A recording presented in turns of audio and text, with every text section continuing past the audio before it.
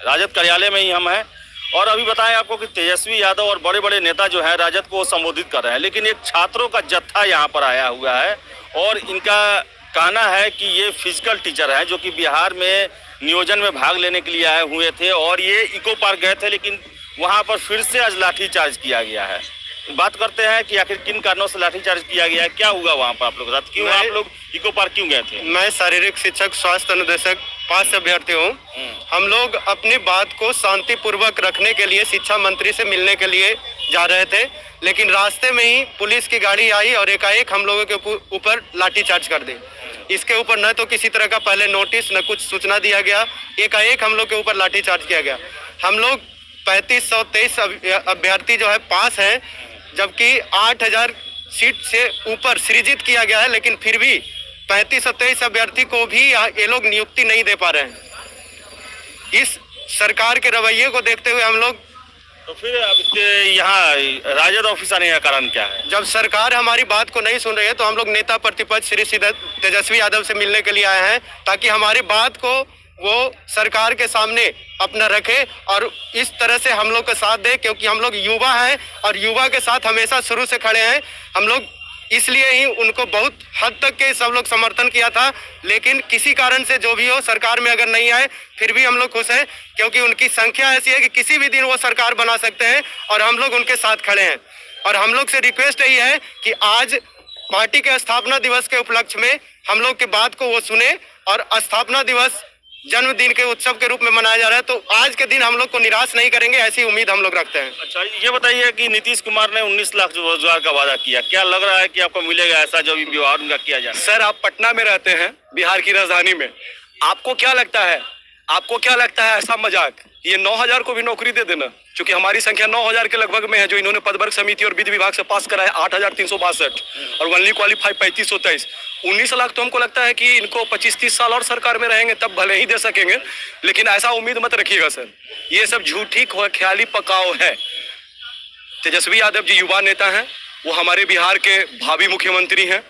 मुझे तो उम्मीद नहीं लगता आज भी हम लोग यहाँ पर आए हैं, क्या हम लोगों को पुलिस ने पीटा? क्या पुलिस तो तेजस्वी भैया के यहाँ भी है।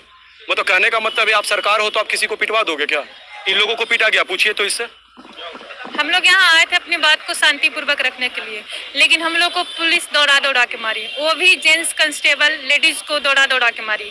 यहाँ पे हम लोग का ये निकला था 2019 में दिसंबर में हम लोग एग्जाम दिए थे, 2020 फरवरी में हम लोग का रिजल्ट आया था।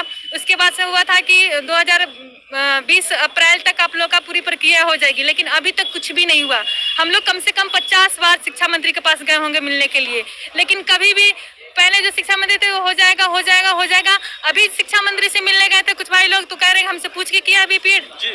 जिस राज्य का शिक्षा मंत्री ये बोले कि हमसे पूछ के किया है बीपीएड, उस राज्य का क्या होगा अब भगवान भरोसे है। दिक्कत कहाँ आ रहा है जब कोर्ट ने कह दिया है कि इन लोगों का बहाली किया जाए? सर देखिए, दिक्कत यहाँ पे आ रही है कि इनको नियुक्ति प्रक्रिया करनी ही नहीं है। आप पूर्व में चले जाइए, जो भी शिक्षक की बहाली है ये लोग 5 साल से कम में नहीं करते हैं, जबकि हम लोगों के केस में ना तो कोई कोर्ट केस है ना तो किसी तरह का लोचा है, तो फिर क्यों आप रोक करके रखे हुए हैं? क्यों हम लोगों का अधिकार नहीं है जीने का क्या? हम लोगों ने परीक्षा दिया सर, हम लोग टी शर्ट और हाफ पैंट पहन करके राजेंद्र उच्च विद्यालय बालिका उच्च विद्यालय में परीक्षा दिया था।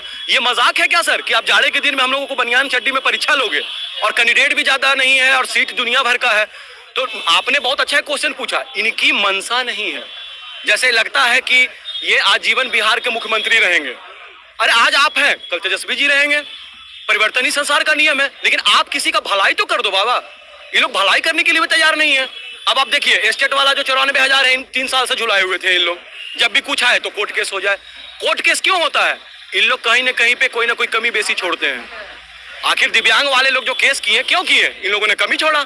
तो आप पहले से ऐसी व्यवस्था बना करके क्यों नहीं रखते हैं कि हम बहाली निकालें? आखिर एक मापदंड होना चाहिए ना कि हमको पटना से दिल्ली जाना है तो हम राजधानी से जाएंगे कि प्लेन से जाएंगे कि शताब्दी से जाएंगे कि पैदल जाएंगे। इनका कोई मापदंड ही नहीं है। ये बिहार में सुशासन है और पिटवाया जाएगा। हम लोग तो जा रहे थे, हम लोग के आतंकवादी थे कि गुंडा थे? हम लोग के हाथ में पिस्टल था कि लाठी बंदूक था जो हम लोग को पिटवाया गया? कॉन्स्टिट्यूशन में जब सरकार नहीं सुनेगी तो मुझे पूर्ण विश्वास है कि तेजस्वी भैया हमारी बातें सुनेंगे, क्योंकि वो हमारे बिहार के युवा नेता हैं, हम लोगों के भविष्य हैं। तो ये थे एसटीईटी के फिजिकल कैंडिडेट जो कि हाई कोर्ट से ऑर्डर के बाद गए थे शिक्षा मंत्री से मिलने के लिए, लेकिन पुलिस के द्वारा लाठीचार्ज किया गया और इन्हें भगा दिया गया। आपको बताएं कि एसटीईटी काफ़ी उलझाने वाले उसके नियम कानून हैं और रोज उसके जो मानदंड हैं वो बदलते ही जाते हैं, और यही कारण है कि छात्र भी परेशान होते हैं और जो मंत्रालय है वो भी एक तरह से सटीक नियम नहीं बना पाता। और इससे छात्रों का जो है आरोप लगता है कि शिक्षा मंत्रालय का मंशा ही ठीक नहीं है, उनका इरादा ही नहीं है शिक्षकों की बहाली करना। क्योंकि जब भी बातचीत करने के लिए अपनी मांगों के लिए जाते हैं तो कोई भी बात नहीं करता, बल्कि लाठीचार्ज करवा देता है, खदेड़ दिया जाता है। तो राजद ऑफिस पहुंचे हुए हैं और इन्हें पूरा विश्वास है कि तेजस्वी यादव इनकी बातों को सुनेंगे और जिन समस्याओं से ये जूझ रहे हैं उनका निराकरण करने का वो जरूर प्रयास करेंगे। अब देखने वाली बात है कि राजद का 25वां स्थापना दिवस है, क्या मदद